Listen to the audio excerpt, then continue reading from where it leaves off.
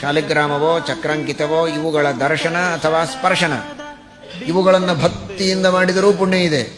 ಭಕ್ತಿ ಇಲ್ಲದೆ ಮಾಡಿದರೂ ಸ್ಪರ್ಶ ಅಂತೂ ಮಾಡ್ರಿ ಸಾಕು. ದರ್ಶನ ಮಾಡ್ರಿ, ಸ್ಪರ್ಶ ಮಾಡ್ರಿ, ಅದರಿಂದ ಎಲ್ಲ ಪಾಪಗಳ ಪರಿಹಾರವಾಗ್ತದೆ.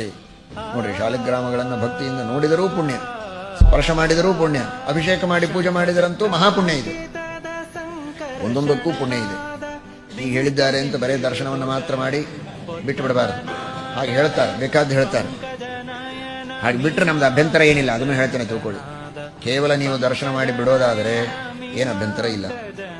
ಆದರೆ ಈ ಪ್ರಮಾಣಕ್ಕೆ ಅನುಗುಣವಾಗಿ ಹೇಗೆ ಬರೀ ದರ್ಶನ ಮಾಡಿ ಬಿಡ್ತೀರಿ, ಇನ್ನೂ ಬೇರೆ ಪ್ರಮಾಣಗಳು ಇವೆ. ಅವುಗಳಿಗೆ ಅನುಗುಣವಾಗಿ ನೀವು ವರ್ತನೆ ಮಾಡ್ತಾ ಇದ್ರೆ ತಪ್ಪಿಲ್ಲ. ಏನು ಪ್ರಮಾಣಗಳು ಹೇಳ? ಹೆಂಡತಿಗೆ ಹೇಳಿದ್ದಾರೆ, ಗಂಡನ ಸೇವೆಯನ್ನು ಮಾಡಬೇಕು, ಅಡುಗೆ ಮಾಡಿ ಊಟಕ್ಕೆ ಹಾಕಬೇಕು, ಚೆನ್ನಾಗಿ ಉಪಚಾರ ಮಾಡಬೇಕು. ಇದೆಲ್ಲ ಮಾಡಿದರೆ ಮಹಾಪುಣ್ಯ ಇದೆ, ಎಲ್ಲ ಪಾಪಗಳ ಪರಿಹಾರವಾಗ್ತದೆ ಪಾತಿವ್ರತ್ಯದಿಂದ. ಅಷ್ಟೇಕೆ ಗಂಡನಿಗೆ ದೂರದಿಂದ ಕೈ ಮುಗಿದ್ರೂ ಸಾಕು, ಮಹಾಪುಣ್ಯ ಇದೆ ಅಂತ ಹೇಳಿದ್ದಾರೆ. ಹಾಗಾದ್ರೆ ಅವರು ಕೂಡ ಉಳಿದೆಲ್ಲ ಬಿಟ್ಟು ಕೊನೆಯದೊಂದೇ ಮಾಡಿಬಿಡ್ತಾರೆ, ದೂರದಿಂದ ಕೈ ಮುಗಿದ. ಹಸಿವೆ ಆಗಿದೆ, ಸಾಯ್ಲಿಕತ್ತೀನಿ, ಗೋವಿಂದ. ನೀರಡಿಕೆ ಆಗಿದೆ, ಗೋವಿಂದ. ಇದಕ್ಕೆ ನೀವು ತಯಾರಿದ್ರೆ ಇಲ್ಲಿಯೂ ಬರೀ ದರ್ಶನ ಮಾಡ್ರಿ ಸಾಕು. ಅದು ಹೆಂಗೆ ನಡೀತದೆ? ಹಾಗಾದ್ರೆ ಇದು ಹೆಂಗೆ ನಡೀತದೆ?